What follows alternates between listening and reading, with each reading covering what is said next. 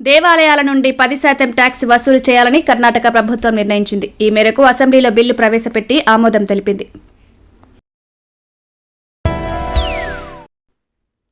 నెల్లూరు జిల్లా Kondapuram SI ఖాజావలిపై ACB దాడులు నిర్వహించారు. కుక్కపల్లి హజ్రత్ అనే వ్యక్తి నుండి 30,000 లంచం తీసుకుంటూ ఏసీబీకి రెడ్ హ్యాండెడ్గా దొరికారు. ఓ ఫోక్సో కేసులో డబ్బులు డిమాండ్ చేసి లంచం తీసుకుంటూ దొరికిన ఎస్ఐ వద్ద ఏసీబీ అధికారులు వివరాలు సేకరిస్తున్నారు. ఇక హైదరాబాద్ గిరిజన సంక్షేమ శాఖ ఎగ్జిక్యూటివ్ ఇంజనీర్ నాగజ్యోతి కాంట్రాక్టర్ నుంచి 84,000 లంచం తీసుకుంటూ ఏసీబీ అధికారులకు దొరికారు. పట్టుబడిన గిరిజన సంక్షేమ శాఖ ఎగ్జిక్యూటివ్ ఇంజనీర్ నాగజ్యోతిని ఉస్మానియా ఆసుపత్రిలో వైద్య పరీక్షల అనంతరం ఏసీబీ కోర్టులో న్యాయమూర్తి ఎదుట ప్రవేశపెట్టగా 14 రోజుల రిమాండ్ విధించారు. అనంతరం ఆమెను చెంచల్గూడ జైలుకు తరలించారు.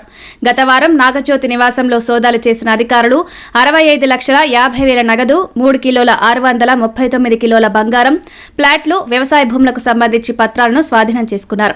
2 తెలుగు రాష్ట్రాల్లోనూ ఆమెకు ఆస్తులు ఉన్నట్లు గుర్తించారు.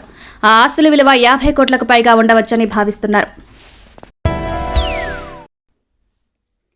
పీచు మిఠాయిని నిషేధించే దిశగా ఏపీ సర్కార్ నిర్ణయం తీసుకుంది. పీచు మిఠాయిలను సింథటిక్, అనుమతి లేని రంగులను ఉపయోగించి తయారు చేస్తున్నారని, ఇది క్యాన్సర్ కారకమని ఆహార భద్రత కమిషనర్ జె నివాస్ తెలిపారు. పీచు మిఠాయి శాంపిల్స్ ను సేకరించి పరీక్షలకు పంపాలని అన్ని జిల్లాల అధికారులను ఆదేశించామని, నమూనాల సేకరణ, పరీక్షల ప్రక్రియ నెల రోజుల సమయం పట్టొచ్చని, అనంతరం నిషేధించేందుకు ఉత్తర్వులు జారీ చేస్తామని చెప్పారు.